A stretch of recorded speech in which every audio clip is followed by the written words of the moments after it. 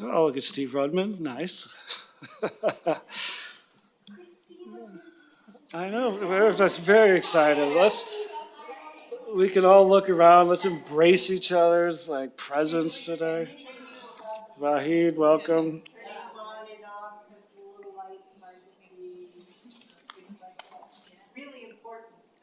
Yeah, so everybody, if that's right, if this is your first time in person, are we officially live, Malia? Okay. Welcome. Hey, Kanoi.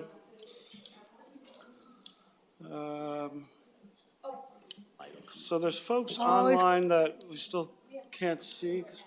So can we also highlight folks that are online that aren't showing cameras right now? Perfect. Okay, well, it's 4:03. Why don't we jump in? For those that have joined online, you've probably heard lots of talking because we have set a tri-county planning body record for most in-person participants, so very exciting.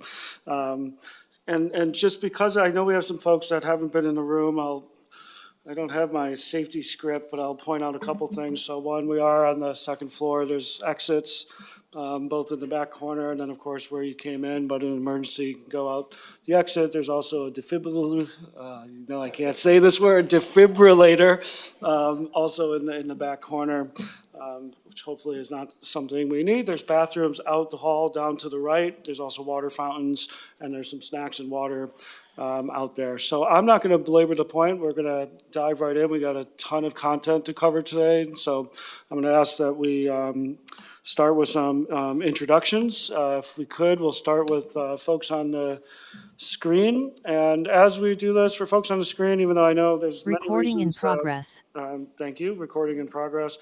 I'll just add for folks, closed captioning is available if that's going to help your ease of access and participation. So we'll start for folks on the screen. I will ask, as you're participating, to the extent that you can be on camera, that's great. We have folks that join from the public, so they can see your beautiful participatory faces as we navigate the meeting. So I'll go in the order of my screen, starting with you, Zoe. Hello, can you hear me? Yep, we got you. Okay, my name is Zoe Copiano, soy La Copiano, and I am the Housing and Stability Director, Community Action, Washington County. Great, thank you. Vahid? Good afternoon, Vahid Brown, he, him pronouns, Clackamas County Housing and Community Development. Great, thank you. Mindy? Hi, Mindy Statlander, use she, her pronouns from Health Share of Oregon. Thanks. Steve? Hi, everybody. Steve Rudman, he, him, member of the committee. Thanks, Alyssa. I know we'll hear from you later, but if you want to say hello. Hi, good afternoon. Alyssa Craigie. My pronouns are she, her. I'm with HealthShare. Thank you. Kanoi? Hi, everyone. Kanoi Eggleston, she, her pronouns, the Joint Office, the Director of Programs. Thank you. Great, thank you. And again, you'll say hi later, Acacia, or Acacia? Is it Acacia? Acacia McGuire Anderson. Yeah, I am with Clackamas County in the Health and Housing Integration role. Great, thank you. Patricia? Good evening, everybody. Patricia Rojas, I use she and her pronouns. I'm the Housing Director for Metro. Thank you. Chair Vega Peterson? Good evening, everyone. Jessica Vega Peterson, Multnomah County Chair. I use she, her pronouns. I'm not on camera because I'm driving right now, but I should be in the room with all of you in about 20 minutes. Okay, drive safe. Don't be too distracted while you're driving. Let's bring it into the room. I think I got everybody on the screen that's not both in the room. Let's start with Mike. Mike Liu, Fubon Shopping Center and community member. Thank you. Christina?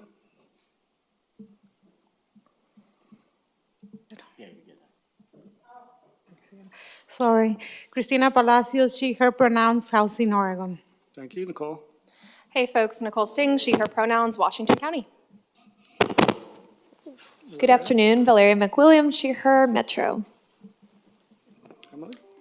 Good afternoon. Emily Lieb, she, her pronouns. I'm with Metro. I'm the Housing Policy Director, and it's my first time joining this group. Should I do a little more of an introduction now or later? I don't know. I've been with Metro 9 years, and for the last several years, I've been overseeing the affordable housing bond implementation. In my new role as policy director, I'm leading up a team that's supporting policy and planning in areas around affordable housing production and supporting coordination and alignment of our affordable housing bond and supportive housing investments. So happy to be here. We'll probably mostly be listening today and supporting as I can moving forward. All right, thank you. Welcome. Ariella? Hi everyone, Ariella Dolan, she, her pronouns, Kearns and West, and I'll be developing the meeting summary today. And Ben Duncan, he, him, Kearns and West, facilitator. Brianna? It's hard to see. Hi, Brianna Flores, she, they pronouns, and I work in the joint office as the SHS program supervisor. Happy to be here. Welcome, Liam. Hey, good afternoon, everybody. Liam Frost, I use he, him, his pronouns. It's so good to see some folks coming here in person, and I'm so sorry about the light on the microphones. It's very difficult to see. And I'm also wondering if I can make a request to the AV folks. Our members online are difficult to hear in the room. I'm wondering if you could turn that volume up for us a little bit. Thank you. Thanks, Liam. I didn't know if it was just me. Okay, Chair Harrington. Good afternoon. My name is Catherine Harrington. I'm the elected chair of the Washington County Board of Commissioners, and here is a member. Thank you. Nicole? Hi, everyone. Nicole Larson. I use she, her pronouns. I am the city liaison for Imago Dei Community and a licensed clinical social worker. Thank you. Mercedes? Hello, everybody. I'm Mercedes Elizalde. I use she and her pronouns. I'm the director of advocacy at Latino Network. Ebony? Hello, Ebony Brown, she, her pronouns. I'm the executive director at Greater Good Northwest. Abby? Hi, Abby Ahern, she, her pronouns. I work for Metro doing housing policy. Malia? Malia Dieter, she, her pronouns, Metro. And it looks like our co-chair, Matt Chapman, has since joined. Matt, you want to say hi? Yeah, hi, Matt Chapman, co-chair. Great, thank you. Did I miss anybody? Anybody else join since we started? Okay, yeah. In the, I was like in the audience, I'm looking around the room. I was like, oh yeah, there's a real, yes, thank you. I was looking around. When she joins, we'll have her introduce herself. All right, Lori, welcome. Do you want to introduce yourself and say hello? Sure. Hi. I'm sorry, I'm still connecting. Hi, I'm Lori Kelly. I use she, her pronouns. I am the planning and evaluation manager at the joint office. Great, thank you. So now, did we miss anybody else that's joined? Counselor Lewis is coming online. Well, as Counselor Lewis makes her way online, I'll just be really brief and walk through our agenda. We will have some space for public comment, so if there's anybody in the audience who would like to offer public comment today, we'll be moving into that section, so you can raise your hand if you're in the audience, and we'll promote you at that time. If you're on the phone, you can press *9 to raise your hand, and we'll move you up. Before we move forward, Counselor Lewis, you want to say hello and introduce yourself?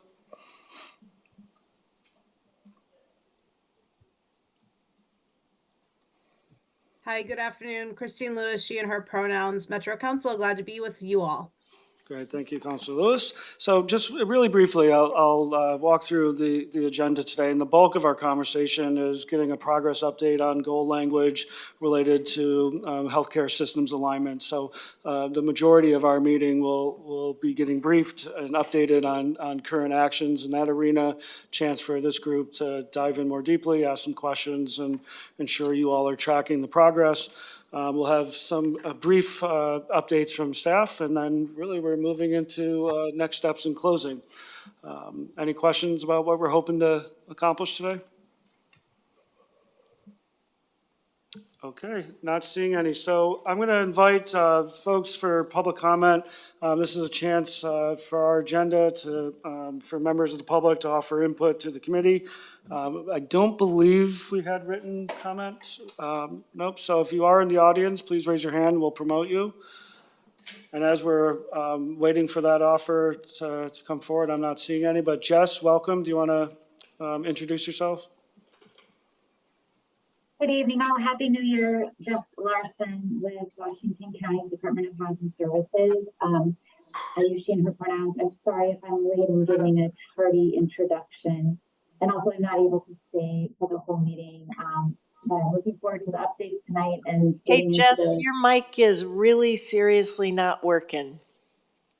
Sorry. It was quite muffled, but I think he said, I got Happy New Year, excited to be here. I think you had to leave a little early, excited for the conversation. So it's, thank you for that.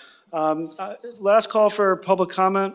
So if you're in the audience, please raise your hand if you'd like to offer.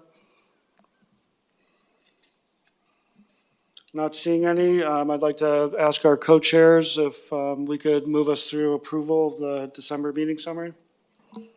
Motion to approve December minutes. So we have a motion from co-chair Ebony. Do we have a second? Second. Who was that? Was that Matt? Thank you. Seconded by Matt. All those in favor of adoption of the December meeting summary, say aye, raise your hand. Aye. Any discussion or abstentions? Not seeing any. The December meeting summary is approved. So without seeing any public comment, we're going to move through that portion of our agenda and go to staff updates. Who's leading that off? It's county staff, right? So who's starting? Nicole? Thank you. I'm happy to start. I have a few specific Washington County updates and then want to provide a quick update on the landlord recommendations that the Tri-Counties are collaboratively working on. First, want to give some good news. Kudos, I know our colleagues in the room are sharing some of the same good news, but really happy to report Executive Order 2302 technically ended today, though it was extended by the governor, but we're really excited to share that we have made incredible progress on our goals and such have exceeded all of our goals. We had a goal through that executive order to rehouse 121 families. We rehoused more than 450 families. We had a goal of creating 60 shelter beds, and we're proud to say that we've created 175 year-round shelter beds. So really great progress to share, and you'll probably be hearing that update from our other colleagues on the executive order front. Also happy to share that we saw the groundbreaking last month for the Just Compassion Resource Center, Access Center shelter. That's 60 shelter beds and an incredibly important resource center in our South County community. And then on a selfish note, before I move to our broad updates, we have a position open within the Washington County Department of Housing Services, a Homeless Services Equity Coordinator. This is an incredibly important role to move forward both some of our TCP goals, other SHS goals. That position's open till the 14th. So if you know anyone that's looking that is incredibly equitably minded, understands this work, understands the people we serve, we'd love for you to send them our way and reach out to me if you need that application link. And the last update I have is related to the landlord recommendations. The counties have been working collaboratively on a broad list of recommendations. We're in the point where we're funneling them down and understanding what are the top few that we know will have capacity to move forward. So we're getting that feedback from leadership within the counties now.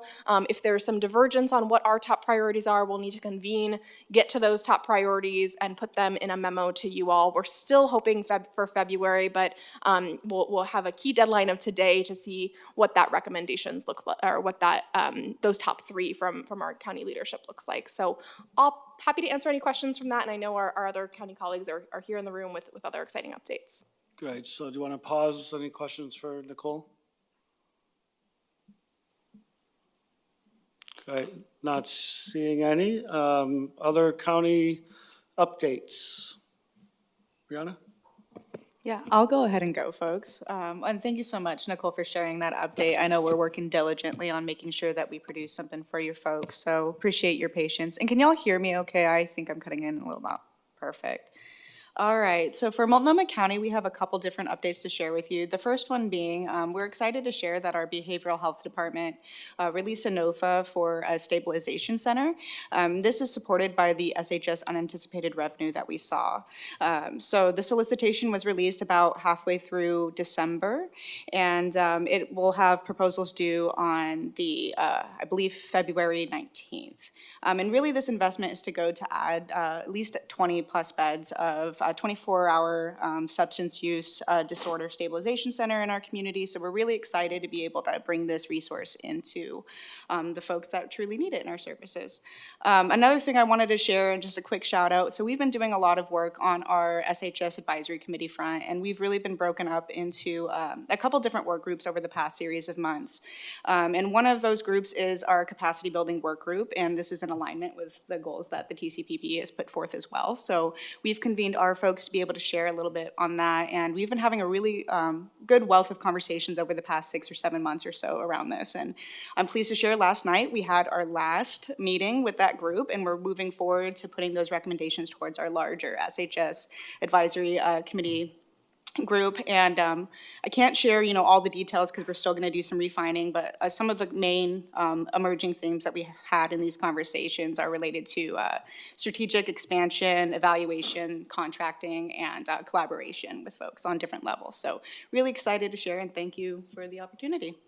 Any questions for Multnomah County? Okay, Vahid, do you have an update? Well, I think it's worth a regional celebration or victory lap for all 3 counties with respect to what is today, the 10th of January. A year ago, of course, the governor declared a state of emergency and released funding to all 3 of the counties related to that effort for shelter development, rehousing, and eviction prevention. All 3 counties of the metro region exceeded their goals for rehousing and for shelter development. So that's an exciting milestone. A lot of people were placed into housing who were experiencing homelessness through that. So that is something I think worth celebrating. It's a regional lift that was really a lot of work and moving quickly and working together. Well, we can take a moment and collectively clap. Yes, the victory lap. Yes, thank you all. Yeah, great work to all the counties and their community partners. If nothing else, Vahid, this is Catherine Harrington. I can cheer you on for sure and applaud your great work. Yeah, great work to our community-based organizations did all of the heavy lifting and the hard work of finding units for folks that were connected through that effort. So that was a great achievement. Just a couple of updates for Clackamas County.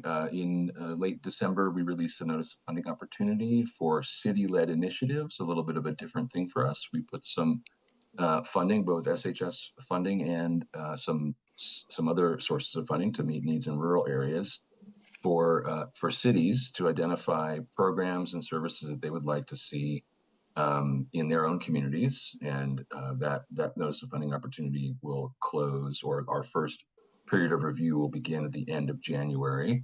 Had a lot of interest from cities. We have 16 cities in Clackamas County. Many of them have been reaching out and identifying their interest in expanding programming. We're trying to kind of encourage and inculcate the inverse of not in my backyard, which is something that we often struggle with as folks trying to end homelessness, by having local communities identify what they want rather than say, I don't want that, and working with them to fund innovative programs to meet needs. And then in terms of new staff, just wanted to mention that today we welcomed our equity and engagement lead in housing and community development. This has been a position I've been excited to get started. It's an SHS funded position and will support our division's housing efforts in leading with racial equity and carrying forth the work of this measure and other housing programs to ensure that we're addressing the disparities in housing security, homelessness, and housing outcomes for people of color. So that equity engagement lead is Stacy Vu, and she just started today. So that's exciting for us. Awesome, thank you, Vahid. Any questions for Vahid, and congratulations on that hire? Any questions for Clackamas? I like the NIMBY to YIMBY frame there, appreciate that. Okay, Patricia, I think I'm passing it to you. Yeah, thanks so much, everyone, and congrats again to the counties. Good evening, Happy New Year. I have several updates for you this evening. First of all, 2023 was a big year of growth for SHS, for the counties, for Metro, and we are very eager to continue to make progress towards addressing our region's housing and homelessness crisis in 2024. As you know, we are doing a lot of staffing up in our team, and we hired Israel and Yesenia earlier this year as communications and SHS managers, and we've added several more staff that I'm happy to share with you today. We're letting you know that Cole Merkel will be joining our team as our technical assistance and capacity building manager. Nancy Jason will be our new operations manager, and Alexandra Appleton will be joining our team as our equity program manager. We also hired 2 program assistants, Yvette Perez Chavez and Sandy Saunders, who will support our bond teams and technical assistance and capacity building teams.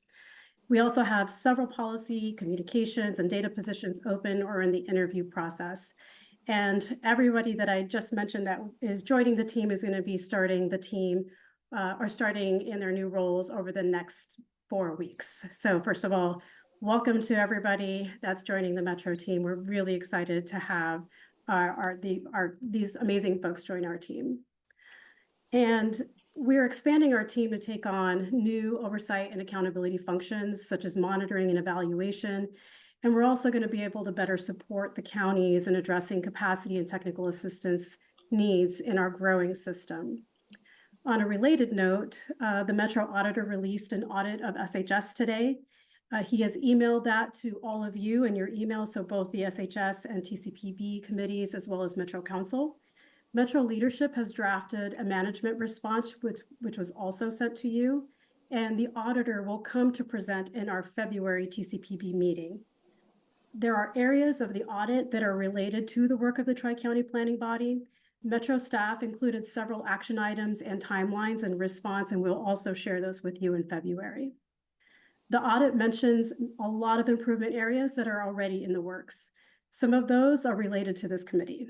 Last year, you all identified 6 goals to be incorporated into the regional plan with strategies, metrics, and timelines and budget frameworks. But the plan doesn't end with the 6 goals. There are other opportunities to regionalize SHS that you may want to add to the plan, and there are other areas that have been noted in the charter that haven't yet begun. As some of you are aware, the SHS measure requires Metro to develop a regional data and collection reporting program. We will be launching that work in this coming year, and we fully expect that the TCPB play a strong role in helping us shape that program. This will be in addition to the work plan of the regional 6 goals, as well as other areas of regional concern that we plan on seeking feedback and your guidance from. And while we have a lot of challenges that some we've overcome, some we have yet to address, and we have a lot more work to do, I want us to stop just to celebrate for a moment the progress that we've made together. 5,776 people have been placed into housing, and over 18,000 individuals have been able to avoid homelessness altogether with the help of eviction prevention services.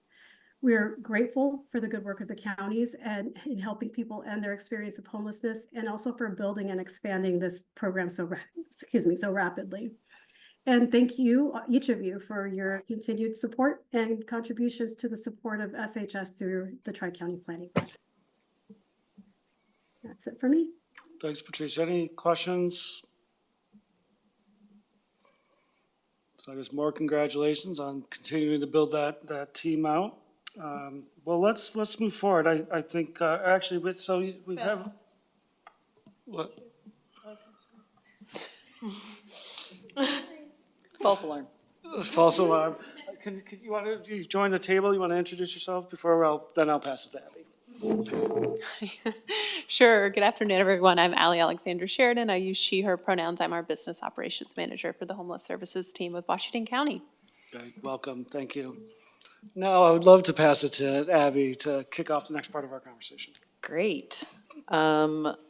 Allie will speak in a minute too, so she'll reintroduce herself. But yeah, we're excited to bring you all an update on the healthcare systems alignment goal. If we could get the slides up, that would be great. So let's go to the next slide. This slide is meant to do what we've been doing, try to ground you in the process and where we're going. So quickly, in May 2023 is when you all named this goal. In August, we came back to the TCPB with an update on progress thus far and a little grounding in some of the language. We've been really busy building the necessary relationships and structures to do the work right. And to do that, we brought on Homebase, our esteemed consultant, who you'll hear from soon. Today, we're presenting an update about that work that we've been doing since our last update to you all. And in July, tentatively, we will have an alignment plan draft for your review. That doesn't mean the work stops between now and July. The work continues. The counties, HealthShare and Metro, with help from Homebase, are continuing to make progress alongside the planning and coordination work. In August, with the TCPB feedback incorporated, we hope to have an approved plan, including a budget, and then in September, we will seek approval from the Supportive Housing Services Oversight Committee if all goes according to plan. So that's sort of where we are in the process here. Next slide. So just a reminder, the TCPB Healthcare Systems Alignment goal was to have greater alignment and long-term partnerships with healthcare systems that meaningfully benefit people experiencing homelessness and the systems that serve them. And under that goal, the TCPB recommended that Metro staff convene and coordinate with counties and key healthcare system stakeholders to identify opportunities that integrate the Medicaid waiver with Supportive Housing Services initiative. So it's important to note that the Medicaid waiver is a really important part of this work. It's critical, but it's not the only part. There's a lot of things that we can do around healthcare systems alignment separate from the Medicaid waiver work. It also should be said, a note, that this body of work is enormous. You know, for a very long time, we've known that this work needed to happen, and we didn't have the things in place we needed to make it happen. And so, unlike the landlord recruitment goal, there are two giant systems trying to bend in the same direction. So just setting some understanding and reminding ourselves of how big this goal is, how many players there are, and the work we're trying to do. But with our regional partnerships established and good progress on shared language, still a little ways to go, but good progress on shared language, we have the staff and the funding and the focus to really make a movement that will fundamentally shift this work for the better. So I'm feeling optimistic, and Metro is thrilled that we've brought on our esteemed consultant, Homebase, to help us make that fundamental shift. So I'll pass it off to Jillian to introduce herself and take us into the presentation. Thanks so much, Abby. Hi, everybody. Really happy to be here. I'm Jillian Marchetti, I use she, her pronouns. I will say, I don't know that I've been called esteemed before, but I'm delighted for that adjective to be used on me. Thank you, Abby. Homebase is really, really excited to be working to support you all in this work. We, and I particularly have been at Homebase for almost a decade and doing healthcare housing system alignment integration work that entire time. And it's still the critical part of what I do and really love to do. So I'm thrilled to be helping to support you all in taking on this really immense and really impactful challenge that you've taken on to pursue this work.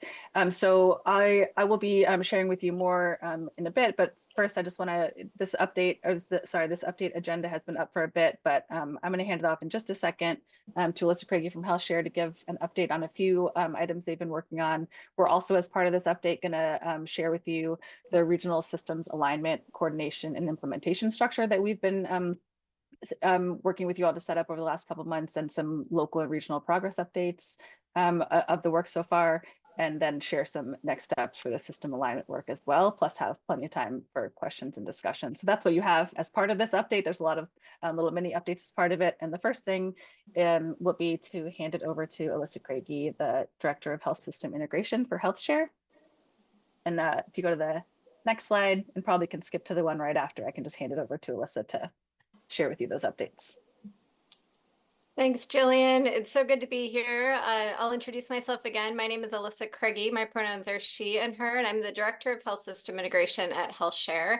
And I have had the pleasure of working with the teams at the 3 counties, as well as the folks at Metro, on integration opportunities for the last 6 to 9 months, really, since this initiative started. So thrilled to be here providing an update. I'm going to share a little bit on who HealthShare is, why we're in this space, a little bit of background on us as an organization, and then I'm going to give a couple updates on work that we've had underway that has been connected with the teams at the counties and Metro. So our team was here back in August with a presentation on HealthShare and the Medicaid waiver. So just to recap, in case folks weren't there for that, and because I think it bears repeating. So HealthShare is a coordinated care organization that is locally administered in the Tri-County area. So our region covers Clackamas, Multnomah, and Washington counties. And we have about 460,000 Oregon Health Plan members who are part of HealthShare's organization. So we work with 5 partners. We partner with Care Oregon, Kaiser, Legacy Health Pacific Source, OHSU Health, and who did I just leave off? I think that was 4. I lose track sometimes. So who did I leave off? Care Oregon. Care Oregon. Oh my gosh, I tried to not go alphabetically, and that's what I get. So HealthShare has been working with the counties again on planning for the implementation of the Medicaid waiver. So I think some of you may have heard of this, but this is the opportunity that coordinated care organizations have to offer new and innovative services to specific populations as part of a healthcare transformation goal. So one of the components of the new waiver that's coming forward and is in progress already is the ability for coordinated care organizations like HealthShare to address health-related social needs through the implementation of new benefits. We call them HRSN benefits. One of those benefits that's coming forward is the housing benefit, which provides the opportunity for healthcare systems to offer rental assistance and temporary housing, utility assistance, a number of different types of housing supports that you see listed here as part of the Medicaid benefit package. So in the same way that a Medicaid provider can offer primary care or behavioral health services, visits to an oral health provider, will now have the ability to provide housing as a benefit to members who are within a coordinated care organization in Oregon. So members who receive the Oregon Health Plan as their medical insurance. So that part of the planning that has been underway in partnership with the counties and with Metro has included being ready to implement these new benefits. In order to be ready for the implementation of this work, HealthShare has been piloting what it would look like to implement a housing benefit. So it's not a super straightforward process to provide Medicaid benefits in scenarios or settings that are outside of medical and behavioral health contexts. So we've been doing a lot of planning and a lot of learning as we've been doing this work. If you can go ahead to the next slide. So the goal of this, and I believe we talked about this also in August, so just a quick refresher, the goal of this project has been to pilot what a housing benefit under Medicaid would look like. We used we used a type of funding called health-related services funds that enabled us to do this outside of the benefit context, but we've been trying to implement it in the way that we think we'll need to when the benefit goes live. So a few updates on this work. We've enrolled 545 individuals in this pilot over the last 2 years now. We're currently ramping down the project. We have a network of organizations that we have been working with. We've streamlined that network and are not bringing on new enrollments at this time, but are working to identify opportunities for case conferencing with the counties as needed, as well as additional opportunities to provide wraparound supports for folks as they exit this program. So part of the work that has grown out of that, so you start a pilot with one goal in mind, and then you learn lots of things and pivot in different directions. We've been concurrently working on a project called the H&H Project with Washington County that is focused on medical case conferencing that's been a really exciting opportunity for us to, again, test some of these systems and processes, like how do you share data across health and housing sectors? How do you get the right people to the table when you have an individual who's experiencing both housing insecurity as well as medical or behavioral health issues? So how do we think about that as a cross-sector approach? So that work that started in Washington County, it's really exciting to say that they'll be expanding that work into both Clackamas and Multnomah counties as well. So exciting work coming out of that. And then we'll be pivoting to that waiver readiness work that I mentioned in the coming months. So the housing benefit has been an exciting opportunity for us to learn through the systems and structures that we have on the healthcare side about the opportunities and things that opportunities that we can share with our housing partners as well. So on the final slide here, I just wanted to call out that as we're bridging this work into the health-related social need benefit implementation. So updating folks on where we were at since we were last here in August. We have learned from CMS, the Centers for Medicare and Medicaid Services, as well as the Oregon Health Authority, that the benefit implementation will be postponed until at least November of 2024. That's not officially approved by CMS yet. So still waiting for that final timeline, but the current timeline is anticipated to be November of 24 when the housing benefit will go live. The initial population when we were here in August, it was a population of folks who were experiencing severe and persistent mental illness and who are currently homeless. That has shifted to a different population, and we're now intending to begin this work with individuals who are at risk of houselessness following the HUD definition. So these are shifts that have come from OHA's planning as they've learned more about the work in front of them. And so we'll be pivoting our programs and processes and thinking about our partnerships as we seek to implement these new changes. Another key component of the waiver and the opportunity in front of us is that we have across the state $119 million as part of the waiver process that will come through CCOs for community capacity building funds over the next 3 years. So these are funds that are coming from the Oregon Health Authority, but being administered by CCOs with our community partners to help organizations get ready to become Medicaid billing providers and working with coordinated care organizations on this process.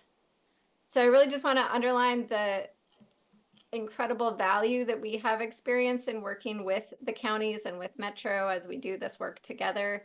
It's complicated work. As Abby noted, we're learning each other's languages. I say one thing and I get corrected that it should be said a different way. And so learning what our different vernaculars are, I think, has been a really important and critical part of this work. So thankful to have the opportunity to partner with the teams on this call and in your organizations, and looking forward to continuing the partnership as we roll out these new benefits and do more and more together. So thanks for having us. Thanks, Alyssa. Hi, everyone. Again, this is Jillian again. I kind of building off what Alyssa just shared, the last point of just these are complicated processes, lots of systems coming together, lots to keep track of, and lots of really strong partners doing this work together already.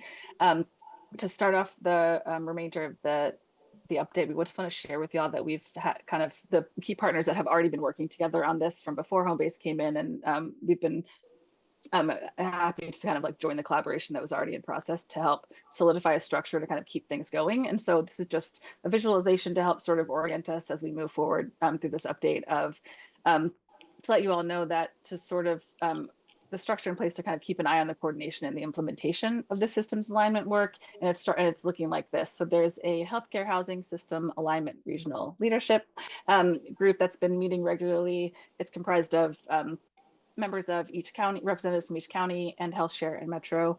And it's folks who have been, again, kind of collaborating on this already, but this is sort of the form that it's taken for now. And on the next couple of slides, we'll go into a little bit of the detail of what this means, but just to kind of set the context that there are some key focus areas: Medicaid waiver implementation, data integration, cross-system data integration, and then the overall systems integration implementation work, which we foresee happening using multiple different working groups to carry out like different priority projects that are all part of that. So we can go to the next slide and just dig in a little bit on each of those key focus areas, all of which are interconnected, some of which have already been touched upon by the folks who spoke in front of me. But again, just as a way to sort of orient us to the way this work is shaping up, and it might continue to evolve. But for now, these key focus areas are the Medicaid waiver implementation planning, and the primary focus of that is, of course, ensuring the successful implementation of this benefit that Alyssa was just talking about, starting with folks at risk of homelessness, as she said. Data integration, where the primary focus of this focus area is figuring out and then implementing what the different data integration needs are to actually support all the different housing health system alignment work that wants to happen to achieve the goals that you all have set. So things like figuring out what data infrastructure either is needed to be built or built from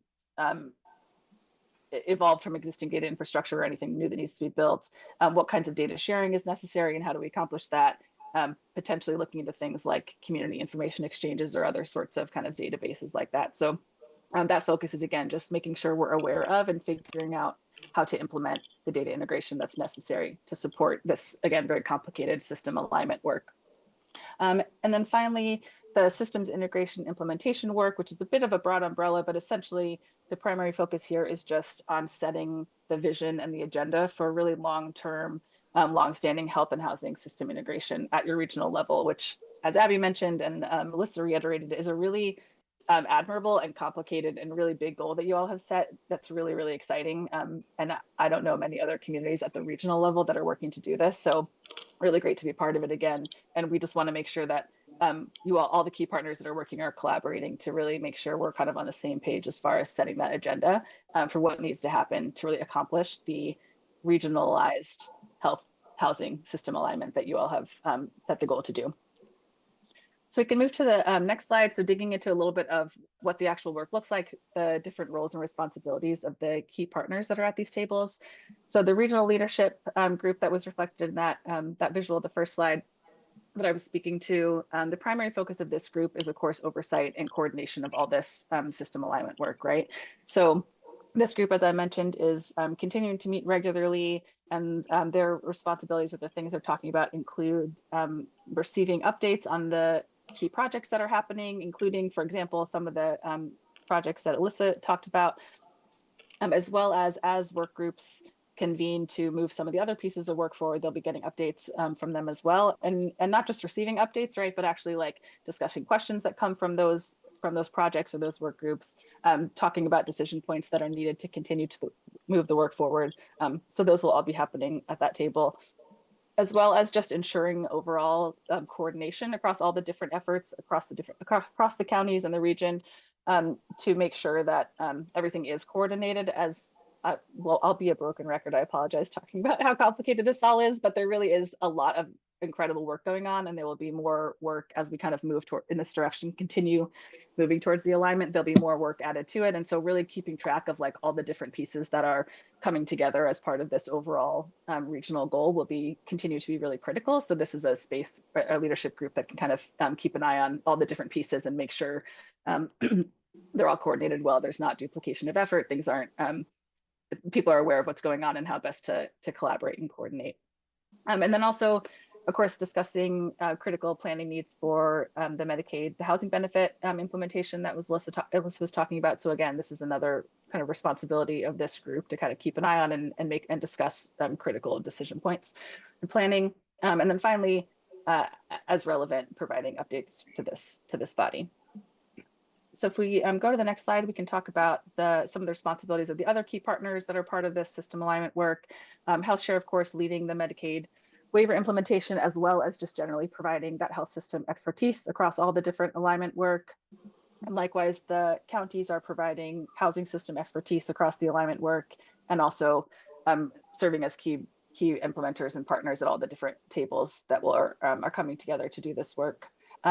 We at Homebase are helping to support by convening and setting agendas, facilitation support as needed. We're also We're also providing coordination support. We are subject matter experts in this area, and so can provide that expertise as needed as well, including research, materials creation, that sort of thing, and other support as determined by the other partners doing this work. And then finally, of course, Metro providing logistics and staffing support, coordinating with the SHS Oversight Committee to the extent the recommendations overlap with the this planning body's planning. Also providing housing system expertise, and then doing host and staff coordination work. So again, we just wanted to give folks a sense of sort of the way the structure has been panning out and the different responsibilities of who all is kind of part of keeping this work moving. So we're going to shift now into providing some updates on the work that's been happening underneath that structure. And so we'll start with, we'll hear from each of the counties some highlights, and then I'll provide some updates on a data integration work group that's coming together, the housing and healthcare landscape, and then the priorities that have been emerging so far in the work we've been doing. So I'm going to hand it over to, or I'm going to pass it over to the counties if we move to the next slide, so they can each provide, share some highlights of their healthcare housing work. Maybe just before you go, Christine, I see you have your hand up. I wanted to hold questions till the end, but do you have something that's urgent that you want to, or can you wait till after? Okay, great, thank you. So who's leading us off with, it says Clackamas first, so on the slide. I'm sure it's alphabetical, so we'll go first. And the slide says the new health and housing integration staff. The lead of that team of staff is Acacia McGuire Anderson. She's here, so I'm going to give the mic to Acacia to give the update for Clackamas County's highlights. Yeah, thank you, and thanks for letting me participate today. It's been great to watch this group meet over the last couple of months. Again, my name is Acacia McGuire Anderson. I'm the Health and Housing Integration Supervisor. We're a team of 2 at Clackamas. Melissa Baker also joined from Clark County and their one of their housing community-based organizations. So we are happy to be working on this, focusing on some of the things that have been mentioned today. The first one I would highlight is case conferencing, partnering with HealthShare, Kaiser Permanente, Providence, and Adding Care Oregon. We're also very excited to have a grant from Kaiser Permanente to do medical respite, participating in a cohort group with the National Institute on Medical Respite to set up and establish that in Clackamas County. I'll also just add, we're working internally in Clackamas County. My background is in Department of Human Services work, specifically looking at long-term services and support. So within Clackamas, we're looking at how to best support people who are newly housed or who are seeking housing so that they can be stable in that housing with behavioral health or disability or aging support. So we're happy to be here. Lots of exciting work happening. And I think I'll just pass it to Lori or whoever wants to jump in from Multnomah County.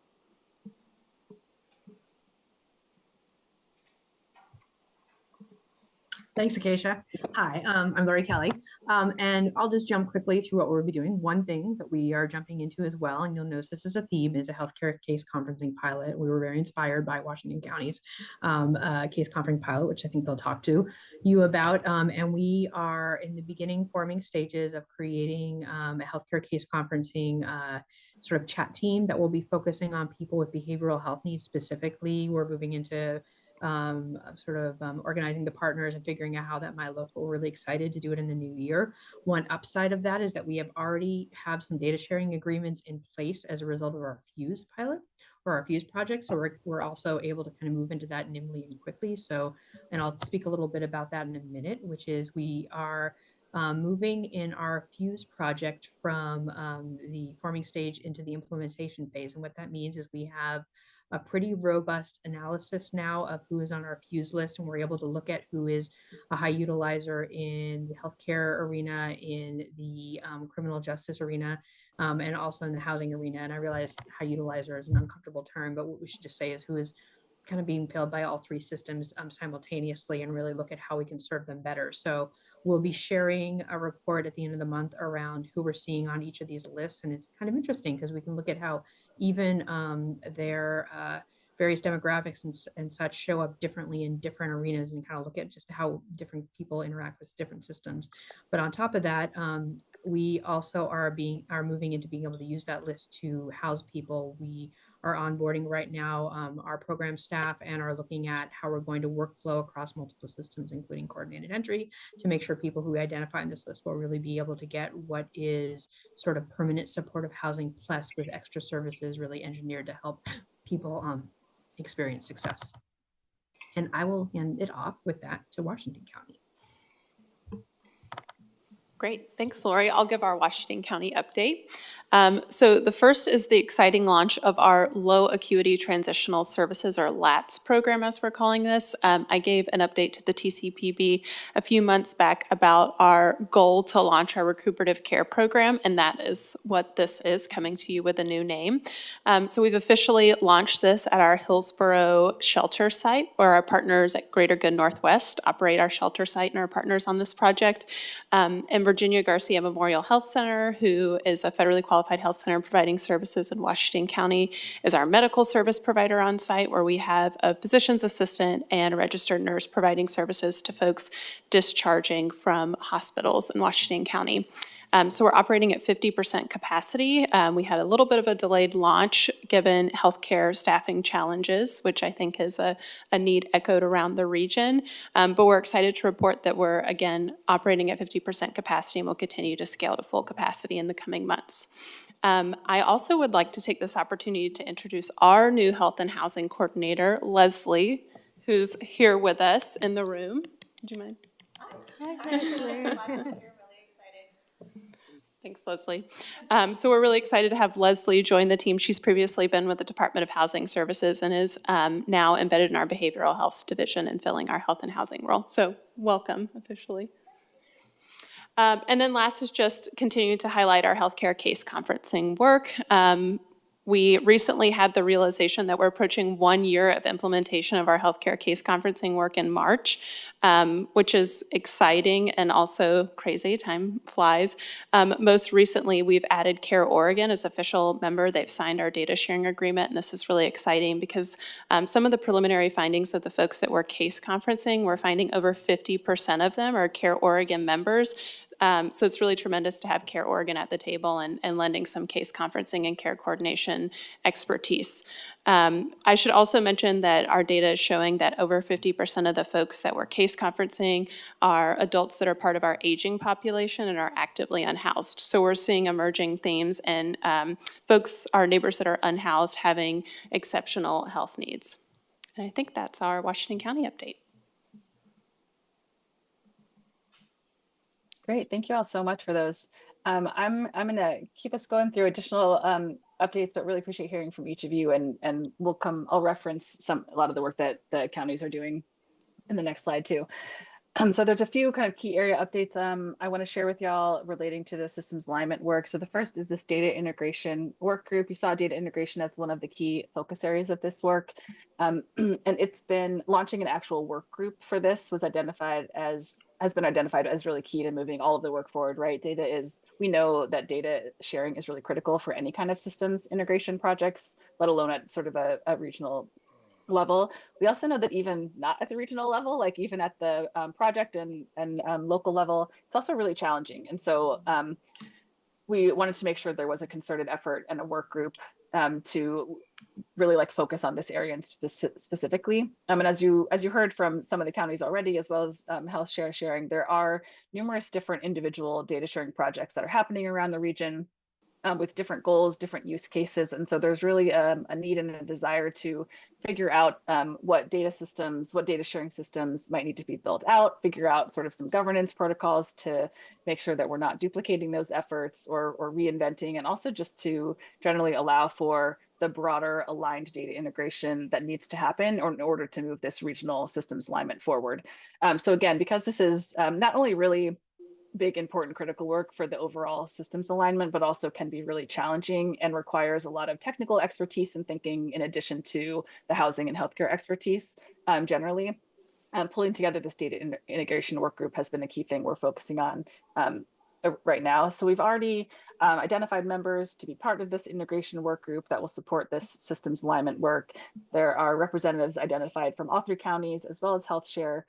We're also working to coordinate and connect with an existing regional data group that has been focused more specifically on the homeless management information system data, which isn't specifically focused on healthcare, but there's an overlap of people that would be on these. So we're wanting to make sure we're not, again, creating a work group that's in parallel and kind of working separately from another one. So we're doing the work to kind of like make sure that we're not creating this integration work group to be a separate thing that's not connected to the existing work.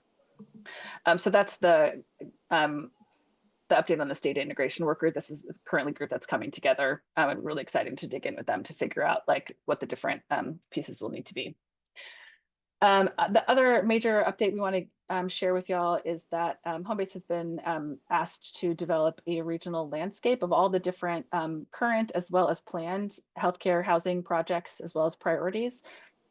The purpose of this is as you heard from each of the counties, just like a tiny sliver of some of the updates of the healthcare housing work they're doing, and that's a little glimpse into all the work that's going around, as well as heard from HealthShare about some of the projects. Again, just like some examples of a few of many projects they're working on that sit at this intersection.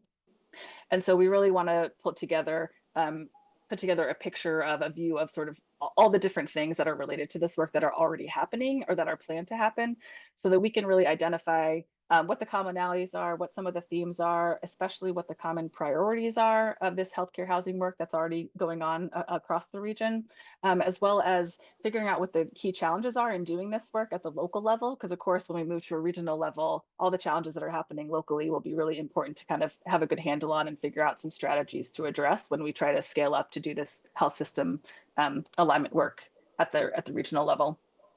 So it will really give us a good sense of sort of what's already happening, what are the priorities across the region, identify some really key opportunities for replication or scaling up or kind of regionalizing the work that's happening that makes sense to regionalize, and for the things that are happening locally, even if individual projects wouldn't be scaled up, kind of what lessons we can learn from the different systems alignment, systems integration work that's happening. So all really critical foundation to like continue this system alignment work and move towards that goal. So could you go, sorry, one back. So in addition to putting this landscape together, we'll be, that plus the county level work that's happening will lead to recommendations the counties will be bringing back to this body for how best to regionalize the housing and health system integration work. Thanks, you can go to that next slide now, thanks. Emerging already from the landscape work that we're doing, the conversations we've been having, and it was on the last slide, but I didn't mention, we have had conversations already with each of the counties and HealthShare, and we're continuing to have a couple other conversations with key partners to flesh out that landscape that we'll be putting together. But already from the conversations we as Homebase have been having as part of that landscape, as well as the conversations that the leadership group has been having, both in that group and kind of one-on-one, all the different key partners with each other, we have been seeing already some really clearly emerging priorities for this work. So I want to go over a few of those right now. Of course, we've talked about the Medicaid waiver implementation, making sure that not only we're doing that planning and thinking at the regional level, but making sure that at the county level as well, including by coordinating with the individual supportive housing service systems and agencies, that there's a good like foundational understanding and planning effort, so that as that waiver is implemented, it's able to operate and kind of be administered at the local level well. As part of that, or related to that, is that second bullet of talking about enabling counties to be able to bill Medicaid for any eligible services that might be covered by Medicaid. So this, of course, relates to that waiver that's to be implemented, but also just generally making sure that the counties themselves, and again, the supportive housing systems and agencies in each county are able to bill, have their services that are eligible, that they're doing as part of their work to serve folks who are experiencing homelessness, are able to bill Medicaid for that work to preserve really crucial like homeless assistance dollars where they can be preserved, and use Medicaid coverage where it's possible. Data sharing is, of course, I mentioned that already, so I won't speak more about that, but obviously that's been a key priority that's been identified.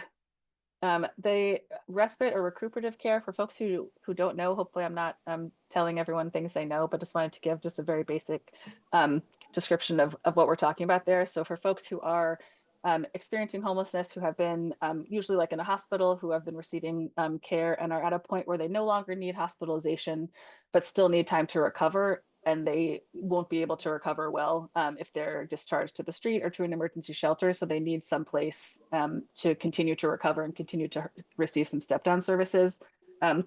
Call that restorative or recuperative care.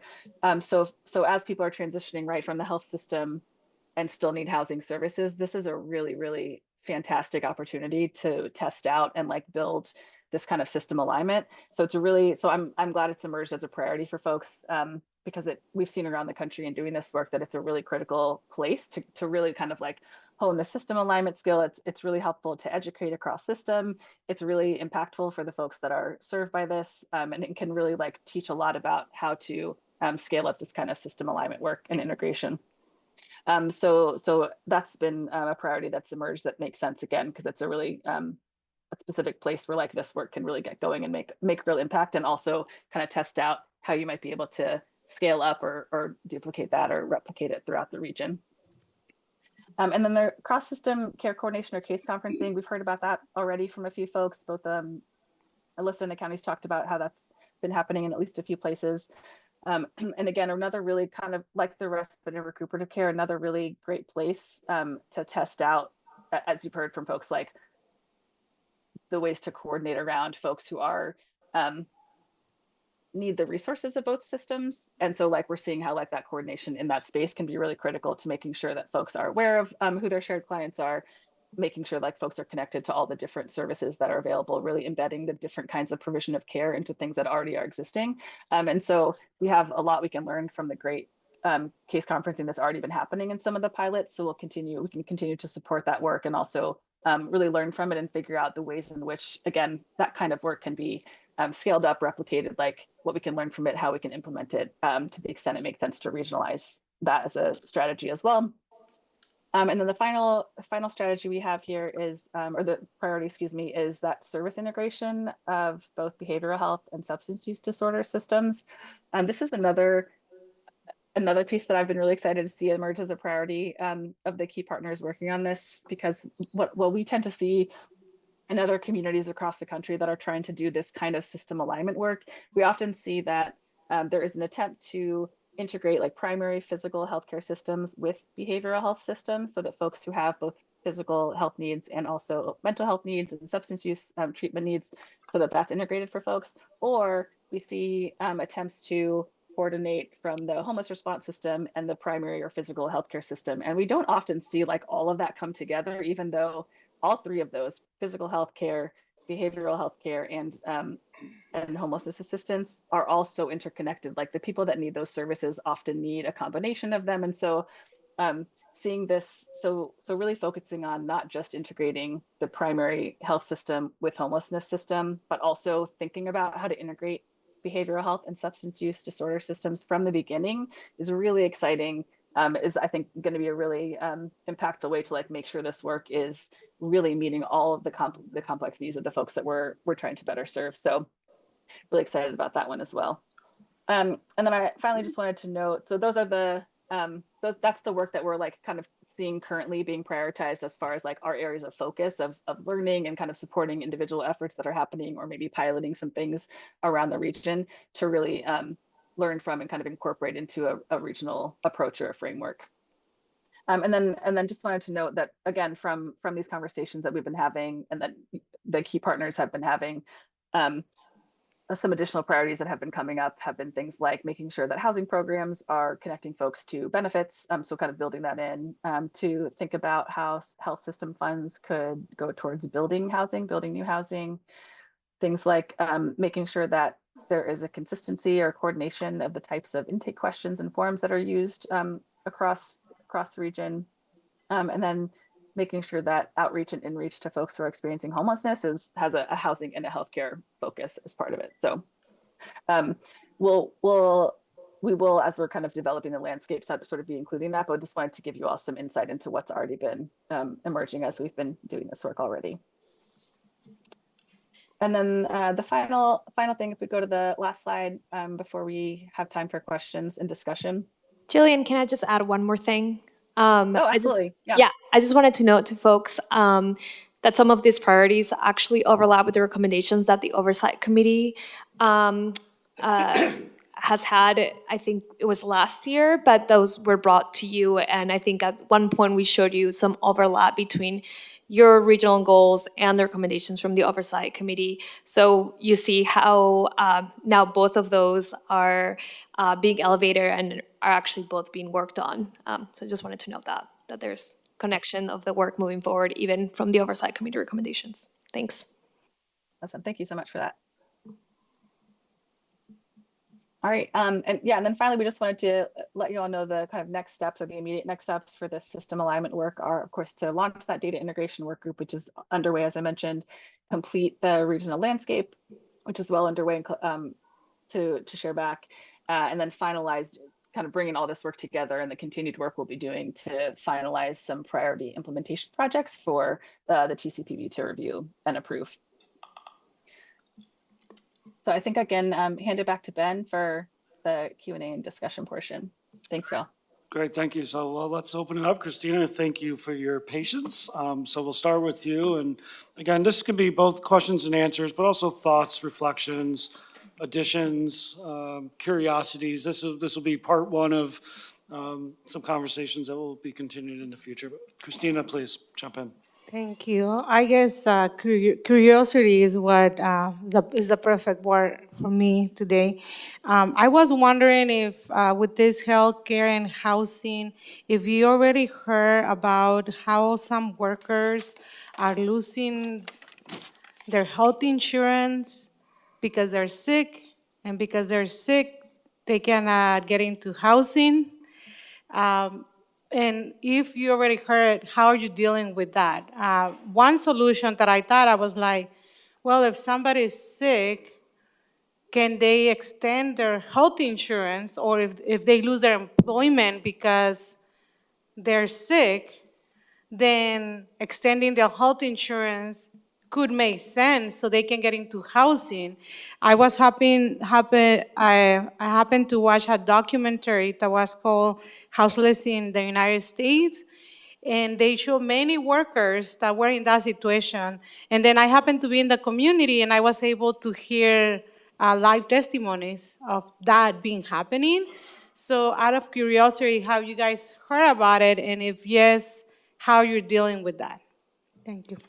Yeah, thanks for the question, Christina.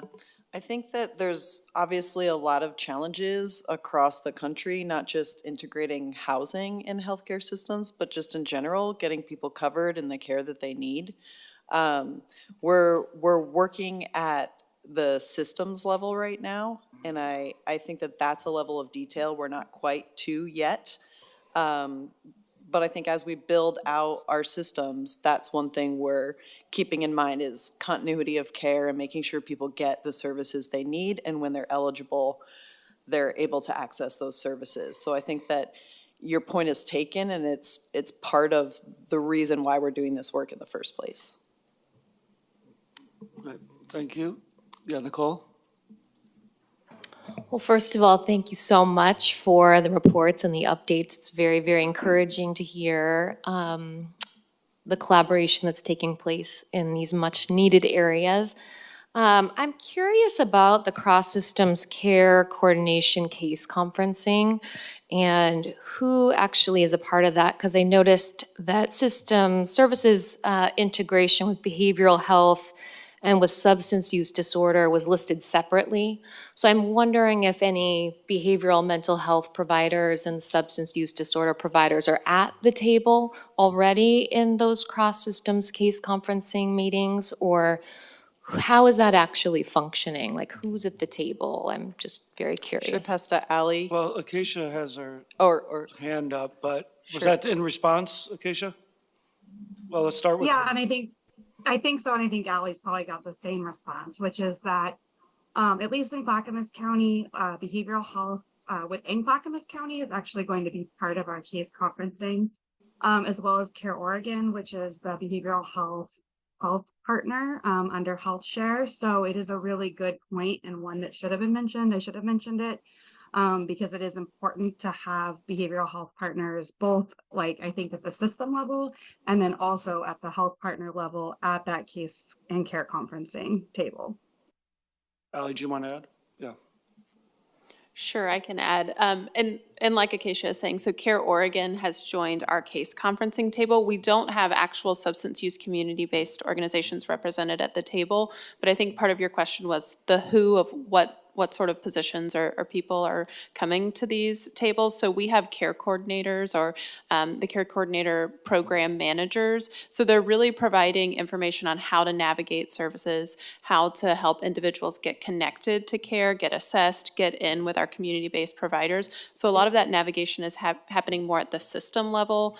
On the housing side, we have our housing case managers, our street outreach providers. So it's mostly case conferencing specific individuals, but a large component of it is also educating our housing system providers on how to navigate the healthcare system and the behavioral health system in particular.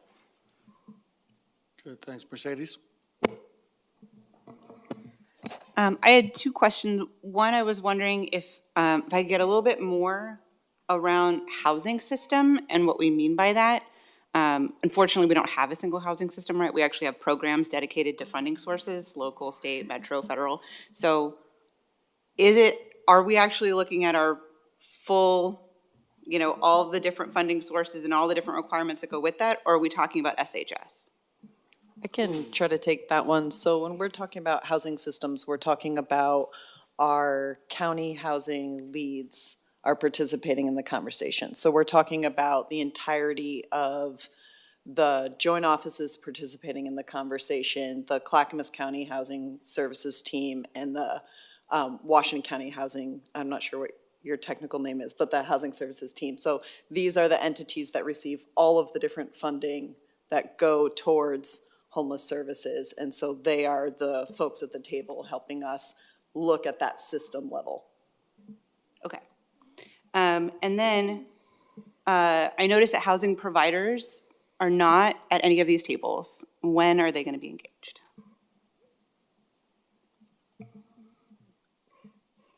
Start with you, Abby. Yeah. Sure. So there was the initial version of this leadership group was a very large group with several providers at the table. When OHA made the shift in the priority population, there was a need to come back to a leadership group to rework what that looks like and who those partners are. And so we have the same question that we're trying to figure out, but the question is on the table for sure. It's not like we haven't considered that. And there are a lot of partnerships and conversations happening. Like there are providers working on the case conferencing and various projects, and they will certainly be included as we start building these program teams, like whoever has the most expertise to get some of these program areas done, that's who we'll be inviting to those meetings. I'm happy to have anyone add to that if you'd like. So maybe any adds, or are there explicit concerns, Mercedes, that you want to name in terms of what is missing without that voice at the table? Well, I mean, the first concern is that we come up with a bunch of recommendations, introduce it to a bunch of providers who say they can't do any of those things, right? And then we get a bunch of defensiveness and we slow down and we're not able to get there, right? Like I want to make sure that whatever we get in July, we have at least some indication of what's doable, what will require capacity building and technical assistance to be doable, right? And because of the fact that we don't have a single housing system, we don't have a health share type representative who can speak for housing providers, right? So that makes it more complicated. And then because we also don't have a single housing system, but we really have programs by funding source, we also don't have alignment across those funding source for I saw one of the examples was consistent intakes. Well, what if the state program really wants their intake form, right? Like how do we start to wrap those together? So I'm concerned that we just don't ground truth before July, and then we're doing that after, and then what we're actually implementing ends up being different than what we initially proposed, and we kind of slow ourselves down a little. Yeah, no, thanks for naming that so clearly. Zoe? Before we go to Zoe, was there any other reflection on the question? Okay, thanks, Mercedes. Zoe, please. Yeah, I think to add a little bit of excitement and concern, the work groups and also who is part of that. For example, on the data or the community information exchange, sometimes unintended consequences happen on forms, like we create forms or how trauma informed we are and which communities are being asked on all of this. So be mindful of who also it's part of those groups to bring all of those thoughts when we create, it be inclusive to all the communities as well when we create intakes and forms and all of those specifically, especially because it's going to be a integration of different systems and stuff and data sharing and all of that. Just be mindful. It's exciting, but at the same time that we have to put a lot of thoughts on those things because it's going to affect all people living in Oregon. Good. Any reflection, I mean, if I hear that correctly, Zoe, it's not just the kind of technical aspects of how do you collect data and what kind of forms you use, but the experience and the practice of collecting data. Is there any reflection on Zoe's comments? Okay. Hold it as an offering. Okay. Any other questions, thoughts, reflections? Nicole, come back to you. I'm just thinking about the real life application from a client's perspective. So back when I was doing clinical case management and mental health support through a housing agency, often I was accessing all the different systems of care by phone, to try to get support in all these different places based on the client's stated goals. So, ongoing mental health care, ongoing physical health care, trying to make sure they're able to access Care Oregon, also navigating shelter use, and so on and so forth. So when I'm thinking about, the case conferencing, I'm just curious, I can hear that it's at the pilot stage, and so you have to start somewhere, and that you're identifying a population of people who are not yet unhoused but are at risk, it sounds like.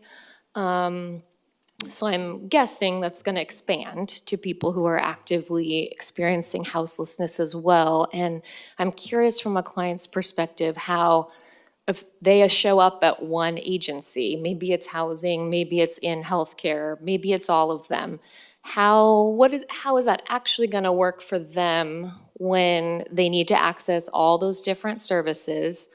I'm just curious about the actual application for clients. Yeah, I'll start with a reflection on an individual case manager having to call each system and navigate each system and figure out each system. I think that's what we're trying to solve for here, is not having to put that level of administrative burden and training necessary on each individual, but to create a system where that kind of flows better and easier. And the burden is more on the system than on the individual case managers and on the individuals. I want to make a clarifying point. The case conferencing is not focused on people necessarily at risk of homelessness. The Medicaid waiver benefit initially is focused on people at risk of homelessness. But you had other questions about case conferencing and the experience of the individual, and I want to see if the counties who have been doing that work or if HealthShare has a reflection on that. Jump in, Allie. I can answer your question. So sort of what you're describing, that required system navigation, is exactly what we're trying to mitigate through our case conferencing. And you're right, Abby, nearly or over half of the folks that we're case conferencing are actively unhoused and have been unhoused for on average about 6 years. So those folks that have really faced systemic barriers to maintaining housing stability. So one of the things that we've done sort of on the technical side is, we know in the housing system, HMIS is sort of our source of truth with our data. So we're creating notes and service transactions, in particular within HMIS, to note when someone is engaged in healthcare case conferencing, who their primary care physician is and who the point of contact is for them, so that when someone maybe disappears from our system, we lose contact and they resurface at, for instance, one of our shelters 3 months down the road, we know that information in our system. And on the other side, our health systems have been working towards creating sort of a charting function in the electronic medical records so that they can also reflect the housing point of contact, so that you're not having to do calling the 15 people, as Abby was referring to, and having that sort of streamlined shared information. So it seems really simple, but just sharing that level of information of who's touching the individual, who's working with them, who has a level of engagement with them, it really changes the game for our system. And is there help for clients who are currently accessing medical care only through the emergency department of hospitals?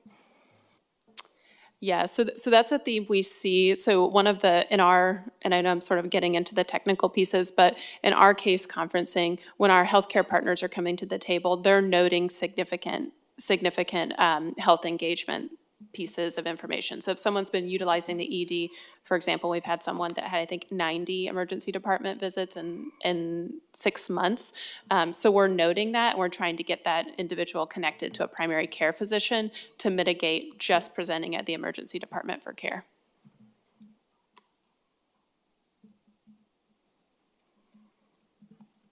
Yeah, Valeria? Thanks. I was just reflecting on what Mercedes brought up of, if with a timeline on July. And one of the reasons why we have tentative timelines is because we want to make sure that we have enough touch points with you all where you're providing the feedback that you're exactly providing right now. And it's very reassuring for staff to know that this is the right time to bring you in and to hear your considerations as we move forward the work. And we will adjust the work to make sure that we're doing the work intentionally and considering everything that's coming up for you all. So again, the timelines will always be tentative as long as we are on the right track and we're doing the work the way that we should be doing it. So just want to reassure you that's, again, a tentative, but yeah, thank you so much. Thanks, Valeria. Is this a false memory that at one point we were also talking about justice involved folks, and is there a touch point with that system? Okay. So but there was a question about the FUSE program? Well, I don't know if, it sounds like there is. It's also one of the. Absolutely. So one of the. It's also one of the Multnomah waiver County- priorities. So in Multnomah County, we're talking about using our FUSE list, which actually also has just as involved individual data on top of it to think about how all those might cross over together. And that is one of the areas we don't really have it nailed down yet. We're very much in the design phase to make sure we're doing some system work and not just sort of a one-off project. But yes, exactly. And then the FUSE project specifically focuses on individuals who have interaction with both the criminal justice system, the healthcare system, and the housing system. So we're about to launch a project, or we've launched a project, I should say, that is going to be housing people based on a list of people who have a critical need in all those areas. Awesome, thank you. So we got a couple more minutes. Is there any other questions? Certainly y'all shared some concerns that you'll want as the touch points come back to this conversation to be addressed. Any last thoughts in this? You see a hand? Oh, I think that was to answer the last question, was it? Or Lori, did you have something else to add? I think that was. No, sorry, it won't let me take it down. Okay, thank you. Let's go Chair Harrington and then Nicole. But I do have something to add there from Washington County in talking with our community corrections team, both for the Community Corrections Center and with parole and probation. They are starting to hook up more directly with our SHS team so that as folks are exiting our Community Corrections Center, they're not just exiting into homelessness. And with probation and parole where there are problems, how can the shelters help? How can we help get them connected with more stable housing? So that's happening as well. Good, thank you, Chair. Nicole? just an idea, I think, in addressing the different systems in place. I think that case managers from each of those systems might be great people to have at the table because they're used to trying to navigate all the systems for one person. And there's sometimes overlap between the systems where there's a case manager medically who's trying to do all of that work. And there's also a housing case manager trying to do all of that. And there's a behavioral health provider trying to do all of that. So I think it would be great, maybe it's already happening, but to have people who are directly doing that work, not just overseeing the systems, but on the ground, able to identify what maybe the barriers are for them as we roll out and seek to name the goals more specifically, but to have them advising like how that could work more effectively. Thank you, Nicole. Ebony? Yep. I do want to say, just for some of the Washington County programs that do involve this work, there are like weekly meetings where a lot of this stuff is like, hey, this is working, this is not working. So I know we come together and we kind of discuss some of these things, but obviously more needs to be done on like finding out what the issues are like before we actually create the system. I love that we're getting three. We had three Ebonies there for a second. That was special. Any last thoughts or from the team? Any reflections on what you heard? I just want to thank everyone for listening and for your good questions and thinking. And I'm really excited about this work. I know a lot of people are really excited about this work. And yeah, we're going to do it. We're going to do it for real this time. Awesome. Quick comment. How are you hearing back? How Ivone was saying, like, here what's working and what's not working before creating a system. How are you getting that input?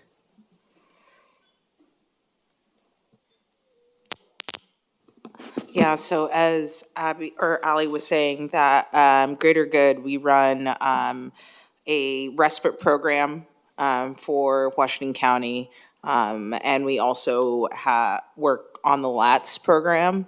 So like our case managers get together and kind of see what is working. This is a new program to Washington County and like a coordinated program.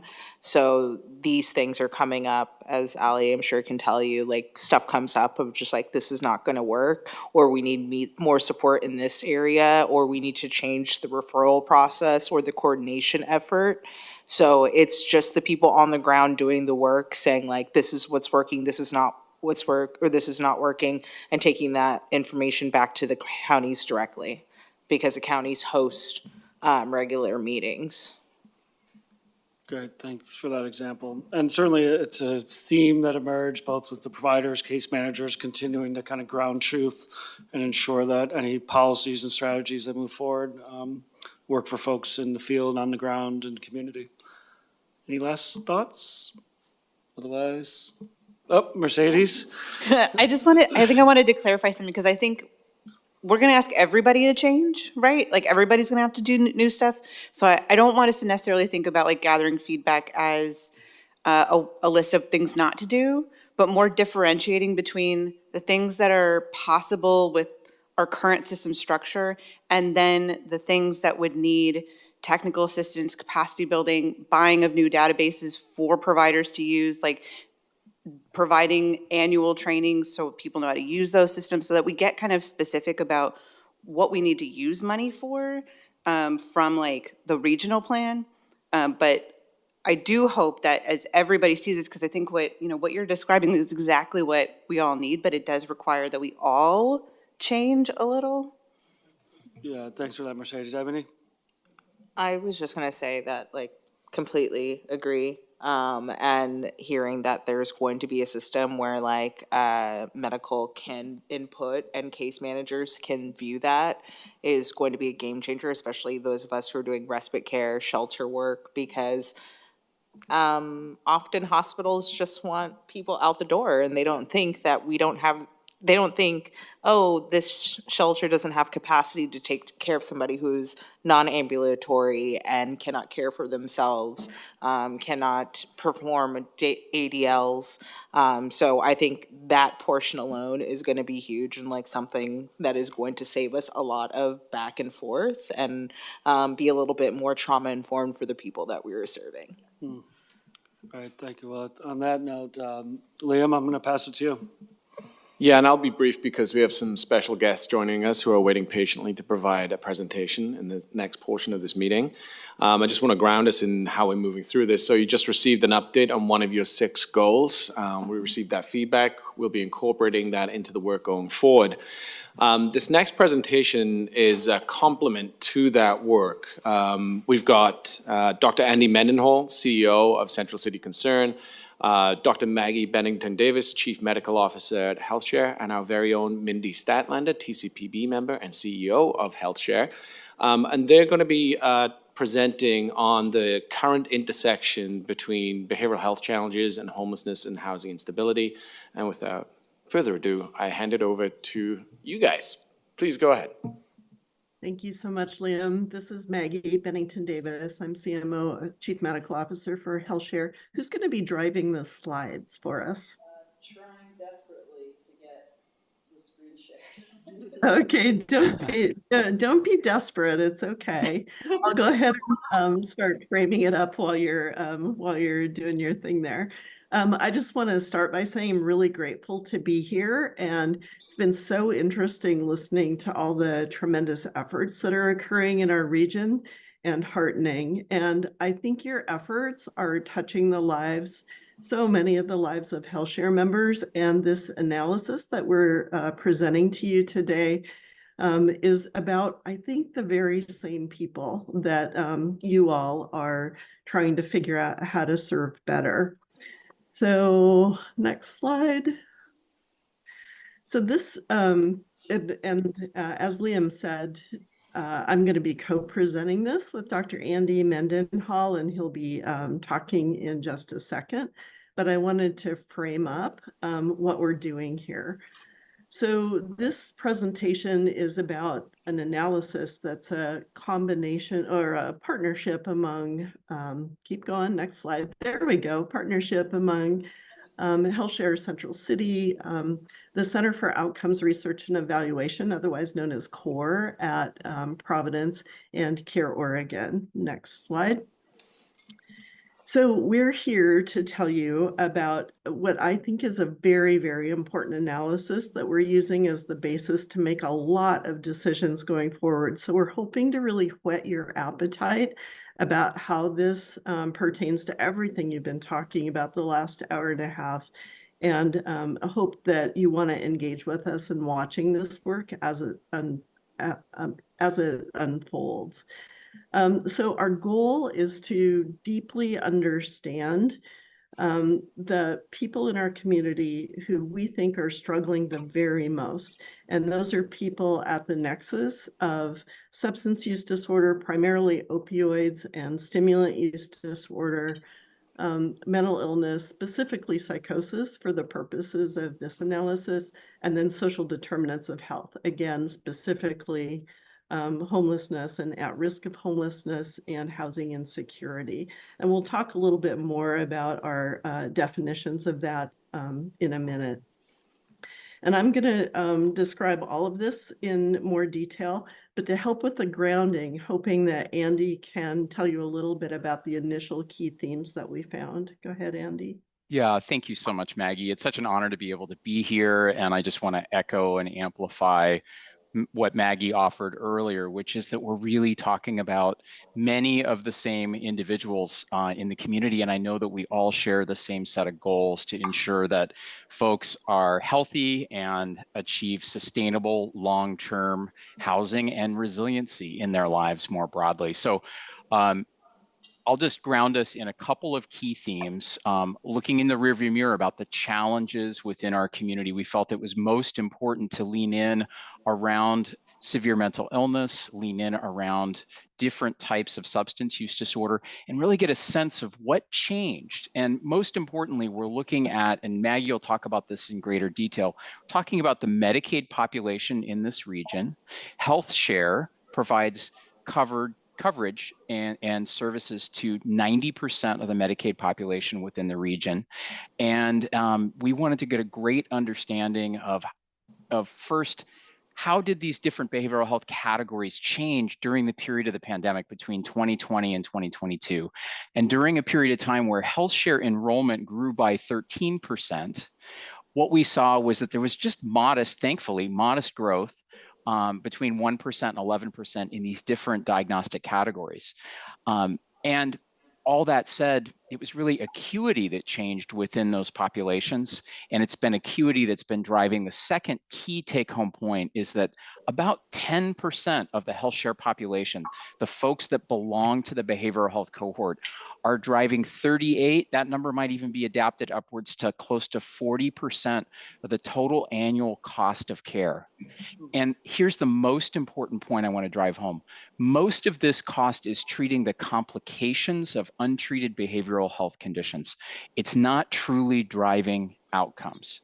We could justify spending a lot of money if we were getting outcomes off of this. Everyone deserves that. But and as this data set starts to evolve, we'll be able to unpack what percentage of that cost is driving outcome. But what we know, the vast majority of this cost is purely paying for complications. To drive that home a little bit more deeply, this cohort is driving 41% of medical inpatient admissions and 45% of medical inpatient cost. And I'll add one more comment and say that in addition, this patient population with high acuity behavioral health conditions represents 10% of the maternity care population. And that number is about 550 individuals. That's very meaningful as we consider the impact for the next generation. And with that, I'll pass back to Maggie. Right, next slide. So I'm just going to frame up what this analysis is and then turn it back to Andy to start giving you the stuff I think you'll be really most interested in. So this is an 18-month analysis project. We're a little more than halfway in. CORE is the analytics organization that's helping us. And we started with just defining who is in these 7 cohorts that I'm about to show you. And now we're starting to understand how they touch our various systems of care and where they touch. And as Andy pointed out, we're starting to understand not just utilization patterns, but also costs and kind of sunk costs, because those costs aren't necessarily helping people have the lives that they need. Next slide. So here are the 7 analysis cohorts, and these are just what I described to you at the beginning. Opioid use disorder. We're really interested in the impact of fentanyl on our population, on our streets. Stimulant use disorder. Similarly, we're really interested in that new meth, that P2P meth that's out there that looks so much like chronic psychosis. Psychosis diagnosis, any claim that has a flag for psychosis gets put into there. We're really curious about the overlap between stimulant use and psychosis. And then we're also looking at people who have had self-harm and substance-associated overdoses. And these are all, by the way, for the calendar year 2022. Next slide. Okay, I need to give a little bit of disclaimer in here because we're just beginning to understand the overlay of what housing insecurity and or homelessness look like on top of those 7 cohorts. Now, we don't have access to HMIS data quite yet, working on that. So these are just flags that are in medical claims where a practitioner at the ER, behavioral health, or primary care, or hospitalization have put in a so-called Z code where they felt that the person met one of these things. So I know that phrases like housing insecurity and homelessness have very specific definitions for you all. So the disclaimer and caveat here is that these are words that are used by clinical practitioners as they're seeing someone. So if nothing else, this is a dramatic undercount because we know that clinicians often don't flag this at all in the clinical record. So when we talk about that in this analysis at this point, I just wanted to add that disclaimer. Next slide. Okay, and this is just basically, I'll summarize the slide by saying we're getting these data from claims, medical claims that have been paid for the calendar year 2022. Next slide. Okay, Andy, take it. Thanks, Maggie. So this is a slide that just shows bar graphs representing each cohort, the total raw number, and then the percentage that that represents of the total number of adult health share members. So these are not small numbers. These are fairly robust numbers. It's good, as I mentioned earlier, that these cohorts didn't grow that much. We're going to see that in just a moment. And I do want to note that substance-associated overdose is likely a very strong undercount simply because there's so much community-based overdose reversal that takes place where folks do not seek medical care, and therefore there would not be an associated claim with that. Let's move on to the next slide. And this is one of the most important slides. This was published in local media recently, and this was data that we also presented to the Portland Central City Task Force. Mindy and I had the privilege of doing that. And this was the overlap between psychosis, stimulant use, and opioid use. And we look forward to being able to import criminal justice data, specifically booking data, in and do an overlap look to see where is the intersectionality of criminal justice data. This is going to be the primary area where we focus, looking at HMIS data very specifically. And here at CCC, just to mention it, we've experienced a 400% increase in the cost of our indemnity coverage in the last 4 years. That's a sunk cost of about $3.5 million to our organization. Very expensive, and we have had a lot of acuity, unmanaged acuity within our housing continuum more broadly. And so we're going to be looking at the intersectionality of just shy of 300 evictions that took place over the past year that were associated with escalated patient behavior. And trust me, we're not a one and done type of organization for the most part. But there, at some point, we have to recognize that we're balancing individual safety and community safety in that quest to try to keep everybody housed. So it's a little bit of an aside there with respect to CCC strategy, but I guarantee you, as we gather that criminal justice data, that HMIS data, we're likely to find intersectionality here between folks that are chronically houseless, folks who are experiencing the gaps in service access with respect to the management of severe mental illness, the management of high acuity dual diagnosis, the management of their substance use disorder more broadly. So more to be revealed on this, but this is at the core, we believe, of the high acuity problems, or the high acuity challenges, pardon me, that members of our community are facing every day. Let's move to the next slide. The next slide is really identifying that of this cohort, while they have behavioral health conditions, they also spend a lot of time being admitted to the hospital for medical conditions, different types of medical conditions. And what I'd like to show here on this pastel colored slide is just look at each cohort and then compare that to the baseline of the all health share adult cohort, which includes the high acuity cohort in here. And you see multiplier effect differences based on the conditions. And again, these are not admissions for the behavioral health condition. These are admissions for medical diagnoses, some of which are directly being driven by the behavioral health condition. For example, in opioid use disorder, the primary driver is a bloodborne infection or blood infection or sepsis.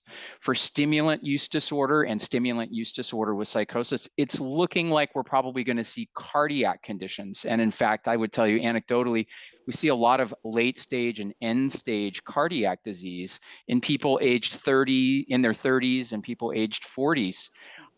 Who have been chronically using methamphetamines and have basically, in some circumstances, unfortunately, end-stage heart disease at a very early phase of life. So again, much, much higher than the average health share adult. And again, we're paying for complications of untreated behavioral health conditions.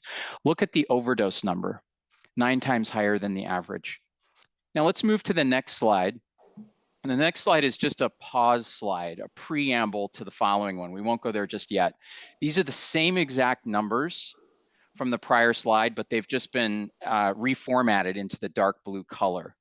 Now, what we're going to do is we're going to go to the next slide, and we're going to compare the all-in cohorts here to the orange group, which is our best assessment of folks that have housing insecurity.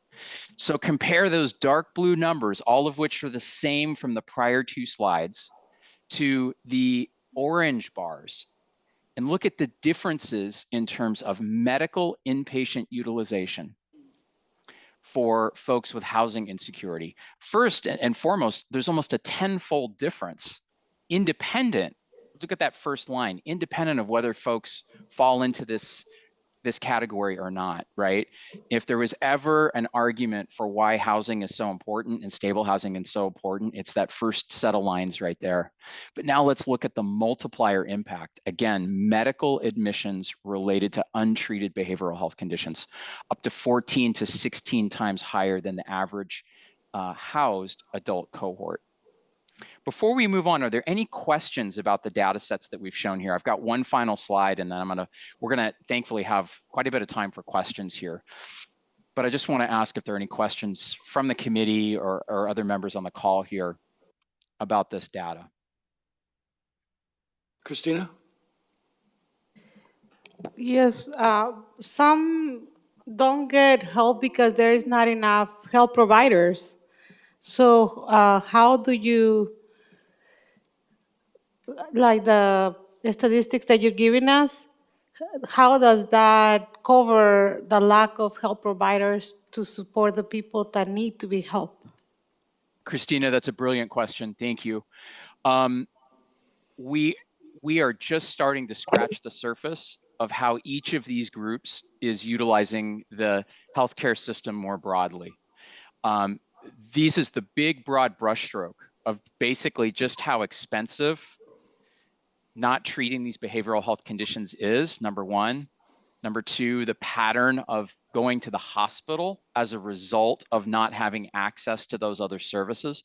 We're just now starting to unpack all of that. What I will tell you is that the team has been working very closely to advance some core recommendations for psychiatric hospital beds, secure residential treatment facility beds, for high complexity substance use disorder dual diagnosis treatment beds, for workforce, for some other aspects inclusive of things like making sure that folks who are arrested and are incarcerated for substance use disorder or have mental health issues have access to the treatment that they deserve to have access to when they're in carceral settings. So you've asked a brilliant question. We're going to have the ability to tell more of that story over time as we analyze more deeply.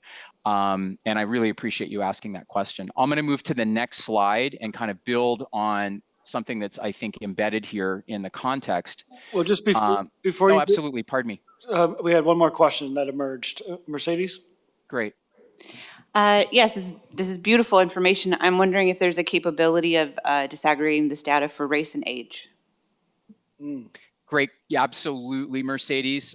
We are vetting that data right now. And I will tell you that unfortunately, we see the same overrepresentation of members of the BIPOC community in many of these behavioral health cohorts. I won't get into the specifics because the data is still being vetted at this time, but we do see variances. And unfortunately, we also expect to see variances with regard to the housing insecure population. So we're absolutely committed to reporting on those data when they are finally vetted. And actually we're going to get a click further into not only age, race, and ethnicity, but who is engaging with what type of services and where are there variances as well, because we do expect to see variance as well there. I really appreciate your question.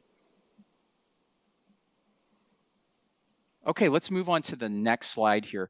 I want to call out that this is just comparison of population size to cost. And there's a little bit of a formatting issue with this slide, but the most important piece I want to show you is the word that's missing is cohort, and cohort should be inserted between non-cohort and psychosis. The cohort is, and I'm sorry, Maggie, I didn't pick that up the other day. Cohort represents 10% of the population. On this slide, 10% of the population is driving 38% of the cost. Again, we're paying for the complications of untreated behavioral health conditions. That's not sustainable. That's not sustainable. And Christina, to your very point, a key factor in why we're seeing this is not enough access to the right type of services in a timely fashion for the right length of time at the right level of care.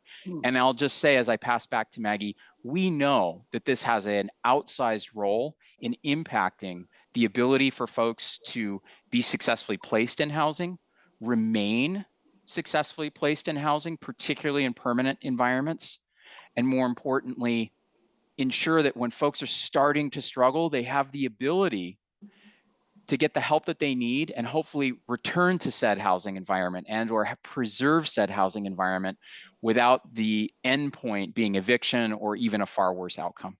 With that, I'll pass back to Maggie. Yeah, thank you, Andy, so much. And thanks for the questions too.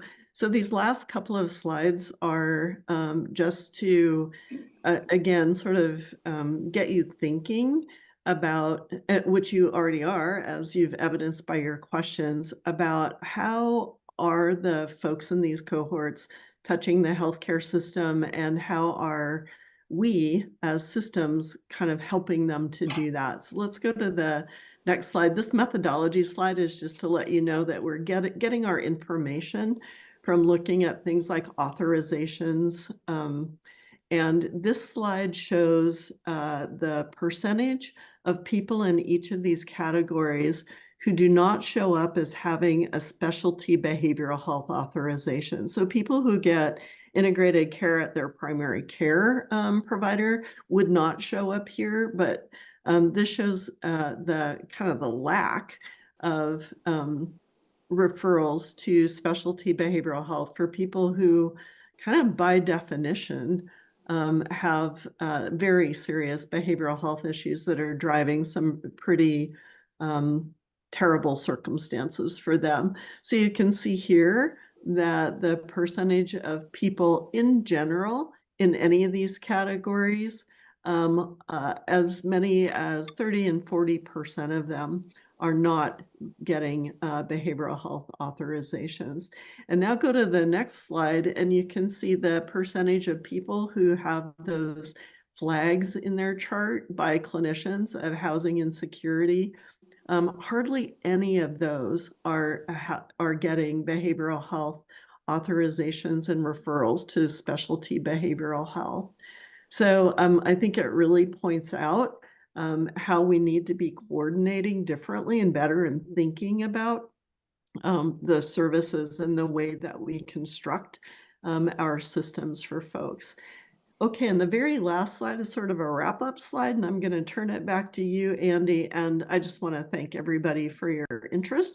I also want to say that we can disaggregate this data in lots and lots of ways, by geography, by provider, by types of services, certainly by race, ethnicity, age, that sort of thing. So we'll be working on all of those things in the coming months. Remember, we're only about halfway through.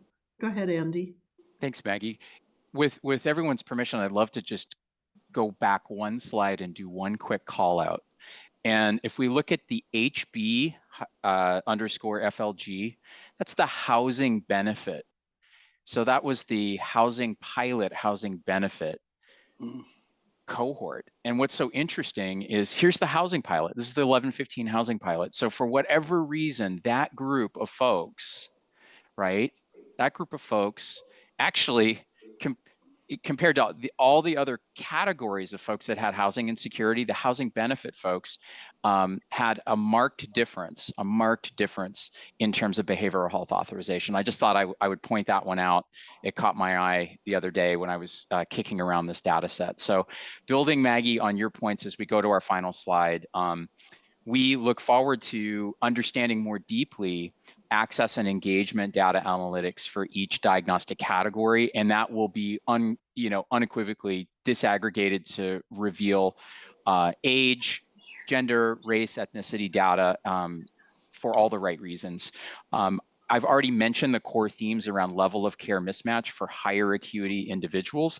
And I would just like to say humbly, but also respectfully, that we feel that this is a key part of a discussion around coordinated access that we cannot avoid and that we should really lean into meaningfully. We do want to say that, and I'll speak on behalf of HealthShare as a board member, but there's a goal here to really partner together.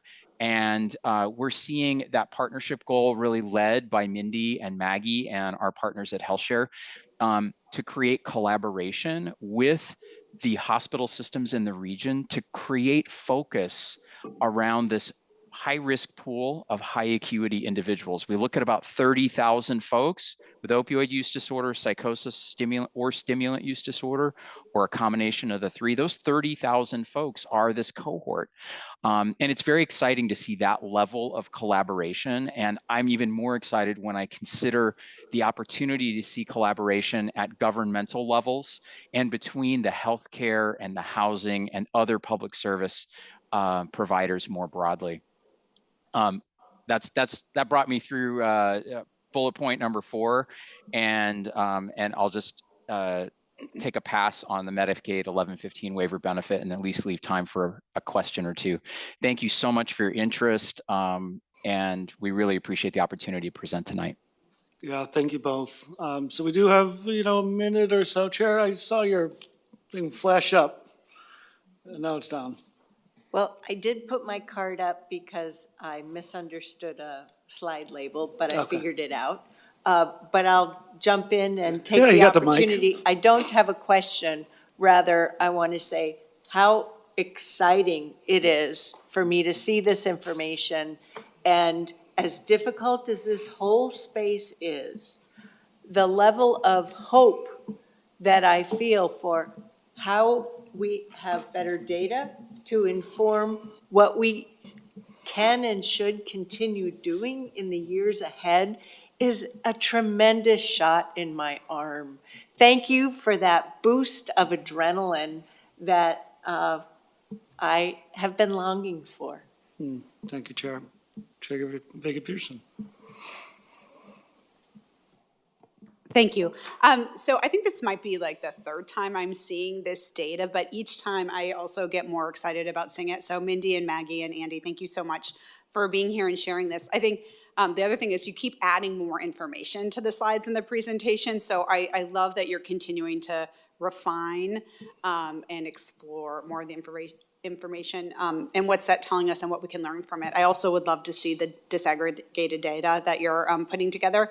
But I think ultimately this is about, what are the practices and programs and connections we can be making throughout our systems to make sure people are getting connections, like the fact that people who were in the Medicaid waiver, trials were somehow also getting better behavioral health connection. That's really powerful. And so I just look forward to continuing to working with all of you on this, what we're learning from this data and how we can implement that throughout our systems. So thank you.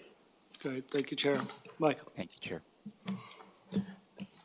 Thanks for the presentation. A lot of great information there. I want to go back to the 10% of the group that kind of makes up 38% of the costs.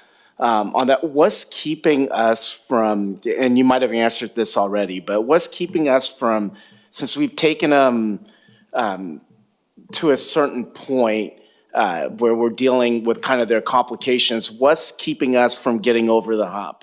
I think you said it's a staffing issue, but how can we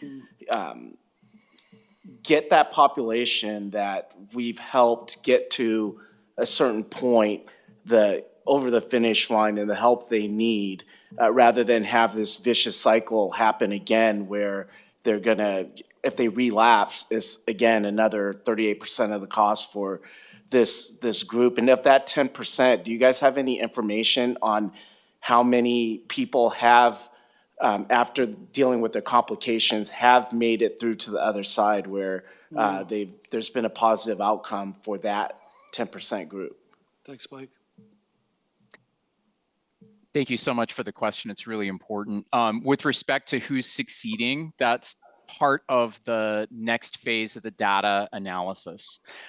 So we promise that we'll continue to build on this body of information, add conclusions, and allow that to spark really important dialogue more broadly.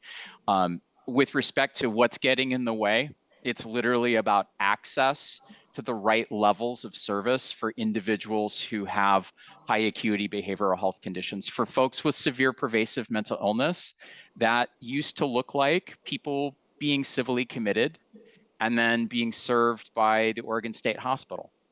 And unfortunately, our region has not had access to the Oregon State Hospital for civilly committed individuals for almost 4 years.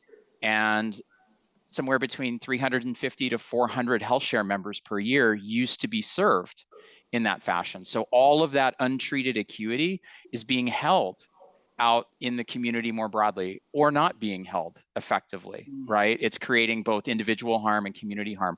With respect to substance use disorder, these new drugs that have come online since, or come into the market since 2021, have resulted in service providers like CCC and other partners around the region having to completely retool how we approach medical withdrawal management and then treatment.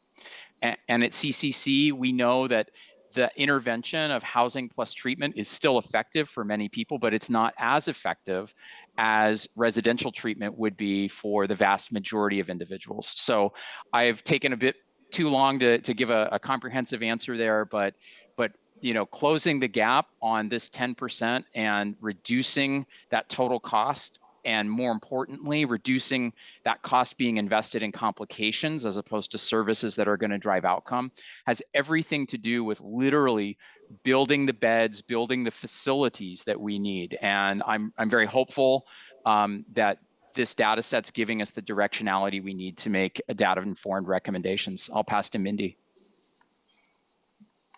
I'm not sure I can add much to that, Andy, but I just want to thank you to the two of you so much for the presentation and for sharing this. And the kind of, Catherine, maybe to your point, the level of hope I have, like, this is daunting to look at. Hopefully sharing from the healthcare perspective is a useful view for you all, but I know this is the same population that you wake up caring about and worrying about and trying to help. And I know these are two kind of behemoth systems, or lack thereof in the systems, but the opportunity to do better by how we serve this group of our community members, I think, is just enormous. And, you know, this data gives you like a kind of crystal clear way to say how we can do better, but just appreciate the charge of this group to really, you know, in setting your goal about health and housing coming together, like, this is just such an opportunity to make a big impact in the way that we take care of our community members. So thank you both.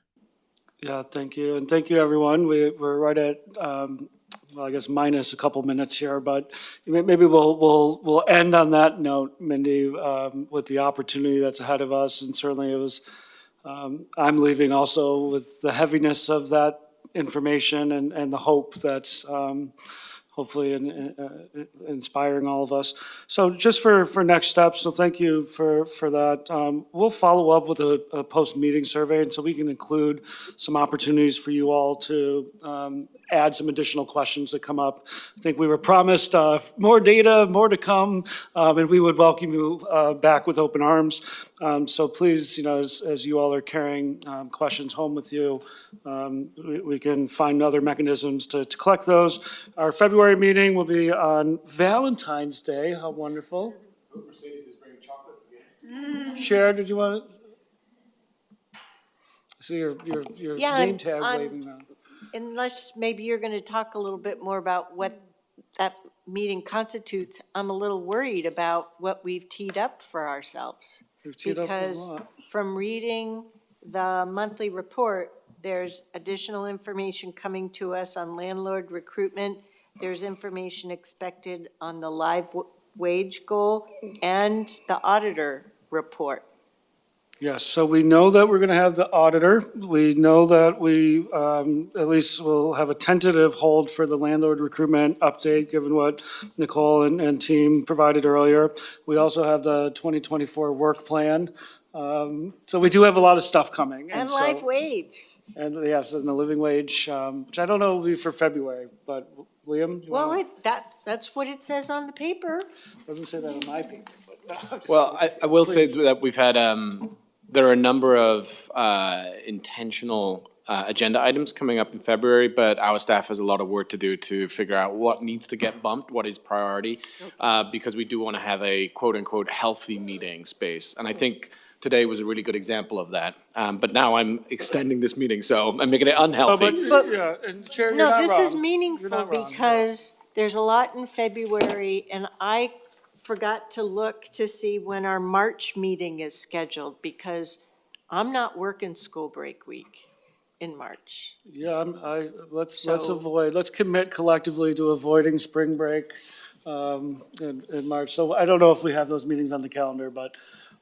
We do, so we can name that. But as we're doing take a that, look. I'll let folks, let's wrap up. Thank you for a great meeting. We will communicate around dates. We'll figure out our agendas, but this is an incredible conversation today. And I'll send you off on your way. So have a wonderful night.